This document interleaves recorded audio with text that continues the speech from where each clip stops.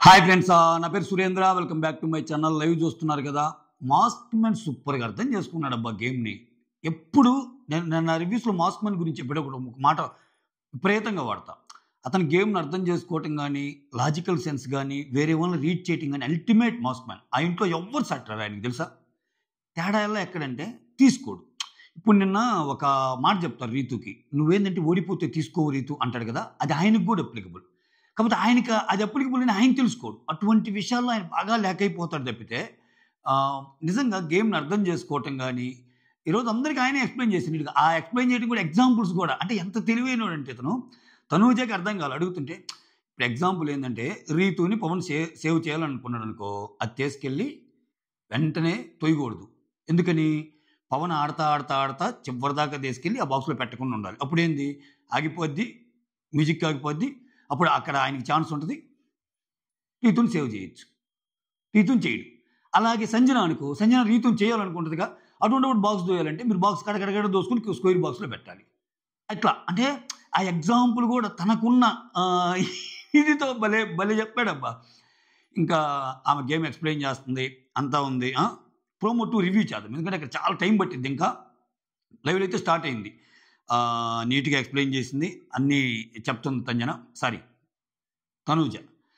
ఇక్కడ ప్రోమోలోకి వెళ్ళే ముందు ఒక మాట మాట్లాడుకుందాం. అంటే విధి చాలా విచిత్రమైంది కదా. ఎంత విచిత్రమైందంటే ఇక్కడ చూడండి, ఎంత విచిత్రమైందంటే, కెప్టెన్ అవ్వాలి అని నానా డీల్స్ మాట్లాడే రీతు కెప్టెన్ అవ్వాల. నేను చాలా బాగా ఆడా కదా అనే కాన్ఫిడెన్స్ లెవెల్ ఉన్న కళ్యాణ్ అవ్వాల. సో ఫస్ట్ టైం పోయినా ఇప్పుడు బాగా ఆడుతున్నాను, మళ్ళా చేజిక్కించుకోవడానికి అవకాశం ఉంది అని మొత్తం లాక్కొని వచ్చిన ఇమ్మాన్యుల్ అవ్వాల. వీళ్ళందరి మధ్యలో ఏం జరుగుతుందో తెలియని రాము మాత్రం బిక్కబిక్క చూస్తున్న రాము మాత్రం కెప్టెన్ అయ్యాడు. అది విధి. విధి ఆడే వింత నాటకంలో ఎంత టోళ్ళైనా డౌన్ అవుతారు, ఒక్కోసారి మన కాలం కలిసి వస్తే అప్ అవుతారు. That's all about. అంతే రాసి పెట్టుండాలి. మనకి రాసి పెట్టుంటే ఏదైనా జరుగుద్ది. సో ఇప్పుడు రీతు ఏం చేసింది, ప్లాన్ లేసి స్కెచ్ లేసి కళ్యాణ్ని పక్కకు దోపించింది. ఆమె ఏమన్నా గెలిచిందా? గెలవాలా. ఓకే, నెక్స్ట్ ఇక్కడ కళ్యాణ్ ఇదే ప్రోమో సెకండ్ రివ్యూ అండి. కళ్యాణ్ ఇదే టెంపో మెయింటైన్ చేస్తారని మీకు అనిపిస్తుందా? నాకైతే అనిపించడం లేదు ద్వారా, నిజంగా నమ్మకం లేదు ద్వారా. ఎందుకంటే ఆయన అంటున్నాడు, డైలాగులు అంటున్నాడు. ఇది మళ్ళీ వాళ్ళ దగ్గరికి వస్తే అక్కడ చూడు, ఏంది ఇప్పుడు నిలబడ్డావు, ఎందుకు ఇలా నిలబడ్డావు, ఇప్పుడు ఏం చేయమంటావు అని గట్టిగా రీతు వాయిస్ రైజ్ చేస్తుంది. ఇంకా ఇక్కడ తనూజ వచ్చి మాట్లాడినప్పుడు కూడా కొంచెం టోన్ తగ్గింది.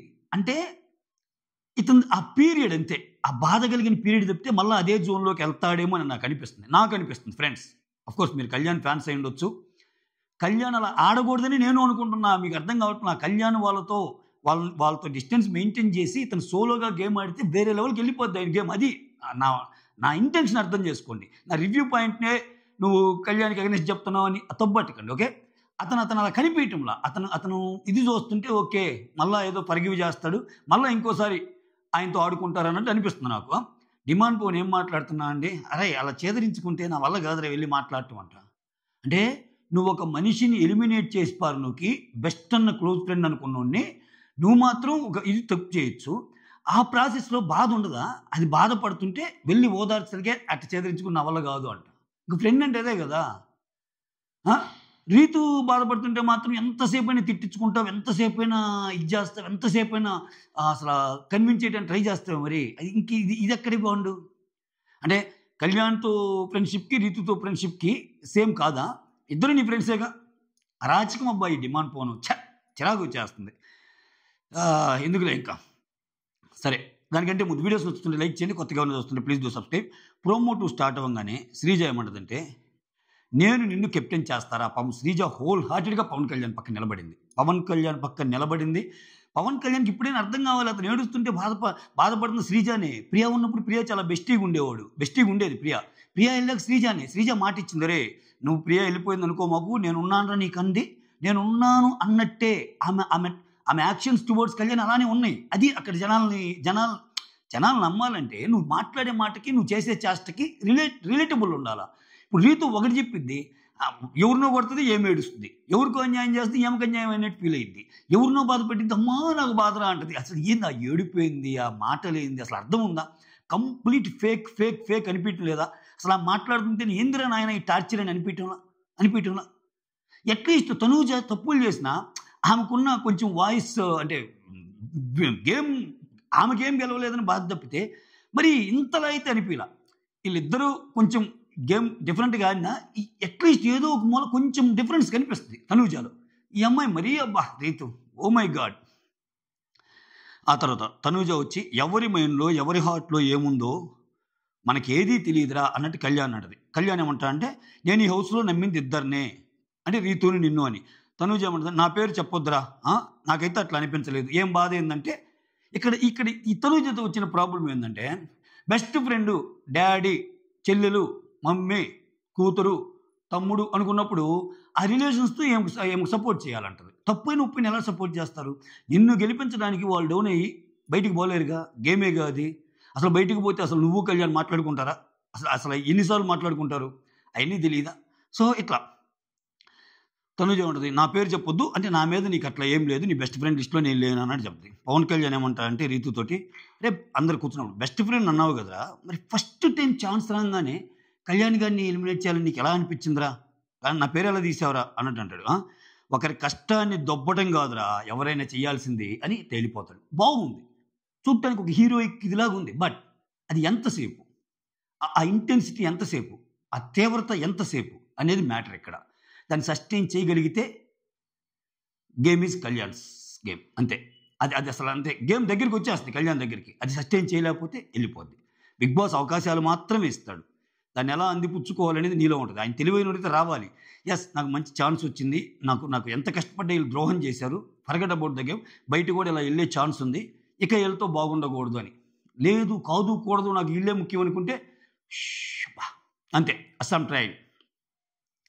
తర్వాత రీతు ఏమంటుందంటే నేను ఒక్క నిమిషం, రీతితో కూడా సేమ్, ఈ ఇంట్లో నేను ఇద్దరు అనుకున్నారా, నీ నుంచి మాత్రం ఎక్స్పెక్ట్ చేయలేదు, దట్టు నీ నుంచి ఎక్స్పెక్ట్ చేయలేదా నన్ను చేయటం అన్నట్టు అంటాడు. ఆ తర్వాత డిమాండ్ పవన్ వచ్చి రీతుతోటి వాడు చెప్పింది వినకుండా చేదరించుకుంటే మాత్రం నాకు నచ్చదు, నేను వాడికి వెళ్ళి ఎక్స్ప్లెనేషన్ ఇవ్వాలని అనుకోవటం లేదన్నట్టు చెప్తాడు. ఆ తర్వాత రీతు నేను కూడా అంటే ఎందుకురా నువ్వు, నేనేమి ఇక్కడ అన్యాయం చేసినట్టు మాట్లాడుతున్నావు, నేను కూడా ఇక్కడ ఓడిపోయాను రా, నువ్వే కాదు నేను కూడా ఓడిపోయాను రా అంటే ఇక్కడ కళ్యాణ్ అంటున్నాడు నేను బాధపడుతుంది ఓడిపోయానని కాదు మోసపోయానని. Excellent dialogue. ఆయన బాధ ఓడిపోయాను కాదు, గేమ్లో ఆయన చాలాసార్లు ఓడిపోయాడు, అది మ్యాటర్ కాదు. ఫ్రెండ్ అనుకునే వాళ్ళు కొడితే ఎట్లుంటుందో తెలుసా, అది ఆయన ఇప్పుడు అనుభవిస్తున్న పెయిన్, మోసపోయాడని. ఓడిపోయినందుకు కాదు మోసపోయాను. రీతు అరే అదేంట్రా నేనేమన్నానరా నిన్ను, ఇక్కడ మళ్ళా నేనేమన్నానరా నిన్ను, అలా ఎందుకురా బిహేవ్ చేస్తున్నావు, ఎందుకు అలా వెళ్ళిపోతున్నావు అన్నట్టు అంటది అనమాట. ఆ తర్వాత ఇక్కడ ఏముంటుందంటే ఇక్కడ ఇది జరిగేటప్పుడు కళ్యాణ్ వచ్చి ఇలా మళ్ళీ నిలబడతాడు. ఎందుకురా అలా నిలబడ్డావు, ఎందుకు, నేనేమన్నాను నిన్ను అన్నట్టు. ఇక్కడ ఏం వాయిస్ రేజ్ చేసింది, అసలు వదిలే, అసలు నీతో నాకు మాట్లాడటం ఇష్టం లేదు, నాకు కొంత స్పేస్ కావాలి, వదిలే, అతను అయిపోద్ది కదా. అక్కడ పెయిన్ తెలుస్తుంది. నువ్వు ఎక్స్ప్లెనేషన్ ఇచ్చి వాళ్ళ ముందు వాళ్ళు అన్నీ అంటున్నా మళ్ళీ వాళ్ళ ముందుకు వచ్చి నిలబడి ఈ వేస్ట్, ఇవన్నీ అత్యవారాలు. అతను శ్రీజ డిమాండ్ పవన్తో మాట్లాడుతుంటుంది ఈ సిచ్యువేషన్లో. థ్యాంక్ యూ సో మచ్, ఇక్కడ థ్యాంక్ యూ అని చెప్పి డిమాండ్ పవన్ తీసుకెళ్తూ ఉంటుంది. Thank you so much Ritu అని శ్రీజ కూడా అంటుంది. నేను ఆడితో మాట్లాడుతుంటే నీకెందుకు అంటే ఏంటి శ్రీజ నువ్వేం మాట్లాడుతున్నావు అని మళ్ళీ ఏం మీదకి వస్తుంది. ఆ తర్వాత నిన్న మొన్న దాకా ఫ్రెండ్షిప్, నిన్న మొన్న దాకా మనం అందరం ఫ్రెండ్షిప్పే, కానీ ఇప్పుడు అందరి ముందు వచ్చి నన్ను మోసం చేసేవని అంటావా, అసలు అది అది అది అది తప్పుగా అనిపించడం లేదని రివర్స్లో కళ్యాణ్ ముందు అంటుందేమో, కళ్యాణ్ నేర్చుకుంటుందేమో. మోసం, కళ్యాణ్ మోసం చేశానా, ఏం మోసం చేశానని ఆయన అంటున్నాడు. అసలు ఇతనికి ఎక్స్ప్లెనేషన్ ఇచ్చుకోవాల్సిన అవసరం ఏంది?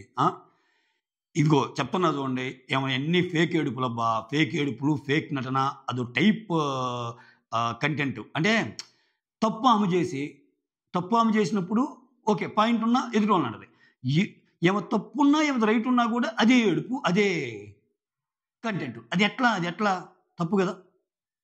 సో అంటే ఒకటబ్బా, లోకంలో మనం తెలుసుకోవాల్సిన ఒక నీతి ఉంది. ఓకే, మోసం చేసే వాళ్ళకంటే మోసపోయేవాడితే తప్పు. ఈ తెలుగు ప్రావర్బ్ చాలా చోట్ల వినుంటాం. ఎందుకంటే ఒకసారి నువ్వు మోసపోయావు, తెలిసింది. రెండోసారి మోసపోయావు తెలిసింది. మూడోసారి కూడా అదే అడుగు లేస్తే ఏమనుకోవాలి? ఆ మోసం చేయటంలోనే అట్లీస్ట్ కన్సిస్టెన్సీ ఉంది వాళ్ళకి.